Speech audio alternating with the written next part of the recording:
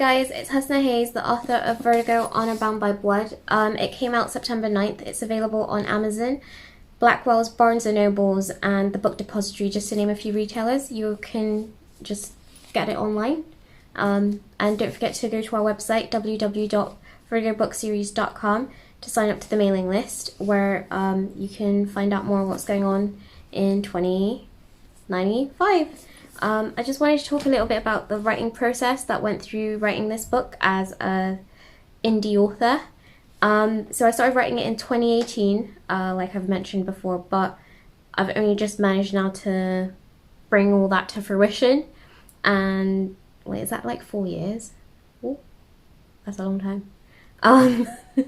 So the book is really about a sci-fi thriller dystopian.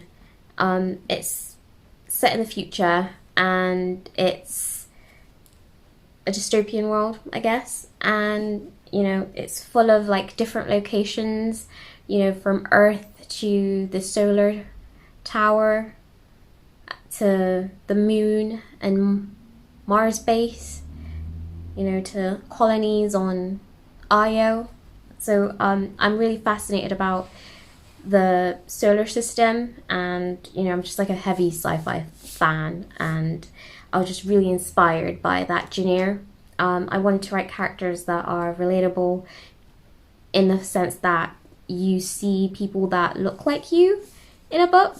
As someone who's really into sci-fi and like fantasy and all these different like genres, it's really hard to find a story where there are people of different descent taking the main role within the book. So I just wanted to write a book where somebody could pick it up and see themselves. But not only that, I wanted to write like this epic thing that really like inspires people and drives people. This whole experience has really just taught me that anything is possible. So don't let other people's no's just hinder you. I got like a lot of no's from traditional publishing houses. So I was like, you know what, I'm gonna create my own imprint, and I'm going to publish under my imprint.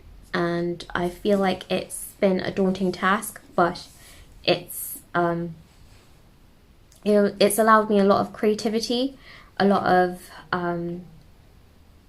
creativity, a lot of hands-on experience, from deciding the book cover to editing to marketing. So I've had that kind of creative freedom that other traditionally published authors don't have, and I'm really grateful for that. What else? The process. Okay, let me talk to you a little bit more about the process. So like the process of like writing this book, I went to like a lot of different avenues, just like booktube, looking at videos of what readers hated seeing in like a protagonist, what they hated seeing, like the Mary Sues and stuff like that. Also, just in general, like story arcs and stuff. Just to see what people were talking about who read books. I read books too, but I'm just saying like who read books and like had like really strong opinions about that. I also, went to like writing tips places where like, if you're writing a book, you need to do storyboard. I tried the storyboarding and it didn't work for me.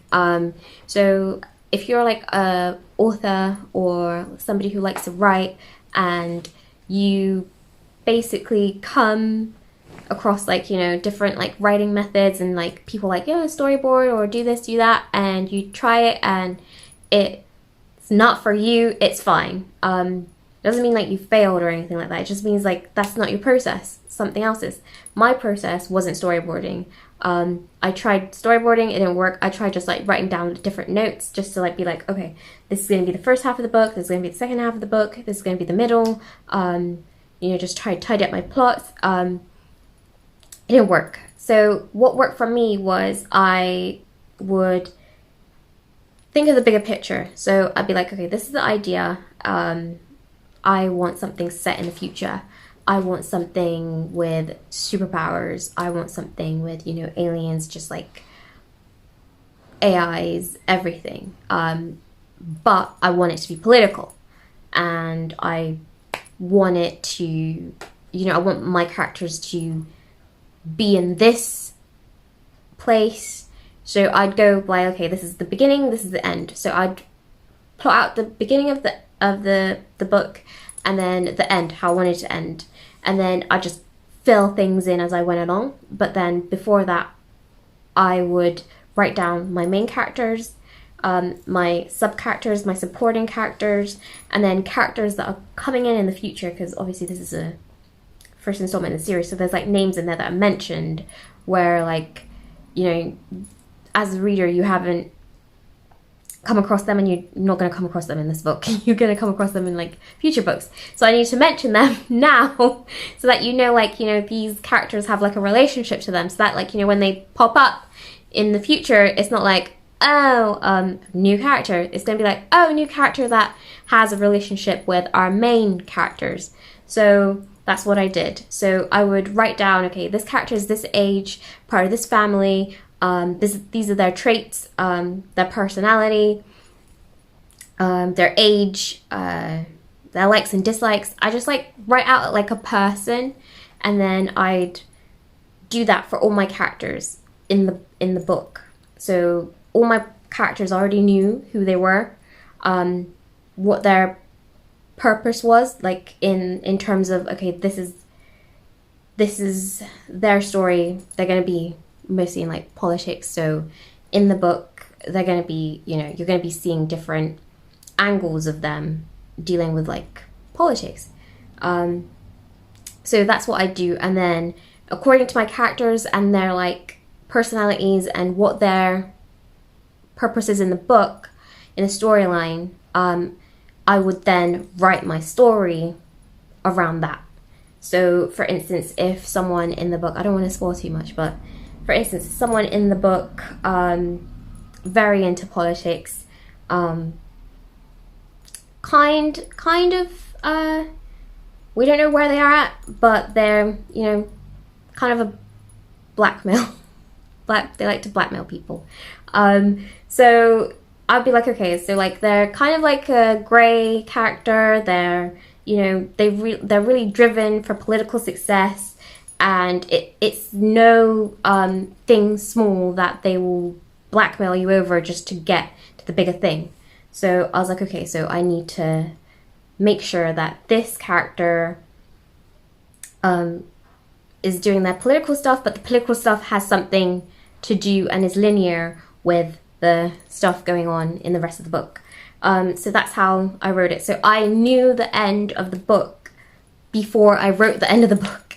And I actually know the end of the series before I've written the end of the series. And that's what I was saying. Like, my process is, you know, plot out the book. Like, this is what I want. And then list the characters, and then write the story around them and their needs and their ambition, basically, to get to the end that I've already plotted out. So for the next book, like I just said, I've plotted out like the end of the series, so I know the end of the series. Like, everybody around me already knows the end of the series, like everybody. So now, like, I'm just filling in like as I go along, but in terms of what these characters want and what that end is to get to it. So things change, so it's not like you write something down or you plot something down and it's going to, you know, be the end all be all. Like, I've written stuff in this book that never made it in. Like, I really wanted to make it in, but I never made it in. And this is like the final draft. I started in 2018, so There's been multiple drafts. It's been looked over multiple times, and this is the end.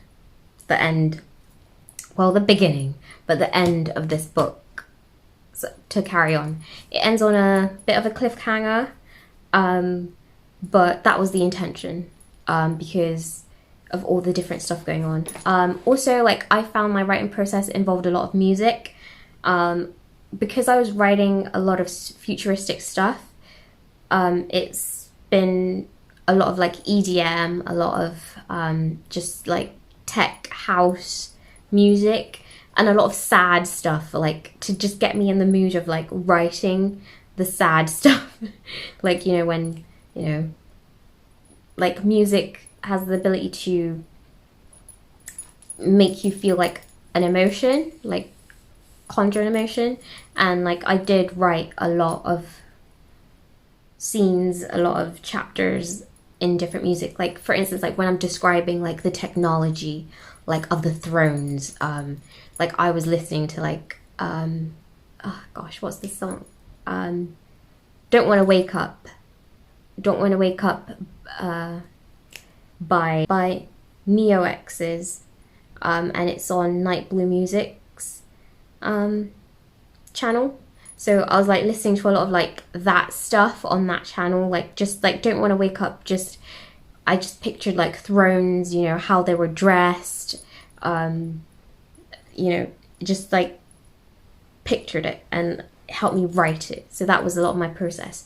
So I'll be putting the playlist that I used to write this book, that I listened to write this book, on the website, which is www.vertigobookseries.com. So you can find it there. And also I'll be writing a blog post on the Vertigo Book Series website about a little bit more about the writing process, like the tools that I used. I did find notes really helpful, but I know a lot of authors don't really like notes. Like, I know there's like proper programs for it, but it wasn't for me. But yeah, so if you'd subscribe to our YouTube channel, and if you want more like tips about just like writing process, or just to hear like a little bit more about like writing process, you know, just subscribe. Go over to my Instagram, which is Husna_Haze, and then our TikTok account, which is Vertigo Book Series, and then Twitter as well. So there's a lot of places you can find us. But yeah, that was a bit about my writing process. A lot of music, picturing the end of the story, and then having my main characters and supporting characters and side characters all like plotted down, and then just thinking about like they're in this world, what's their drive, their motivation, you know, their circumstances, and then using that to write the story around, you know, what their desires are, you know, what their expectations are, their obligations, and then a lot of music. Also, don't be afraid to have people look at your story, or like just like talk to people about like your story. Like I'm thinking, I don't know, I want this character to, you know, steal X, Y, and Z from X. What do you think about that? And then people would just be like, I mean, from what you've said about the character already, it doesn't seem like something they do. And then just like work around that. It doesn't always have to be like people reading it. It also just can be like just talking about it with people. And thank you guys. And the book is out now, like we mentioned before, so I look forward to hearing what you think about it. Thank you. Bye.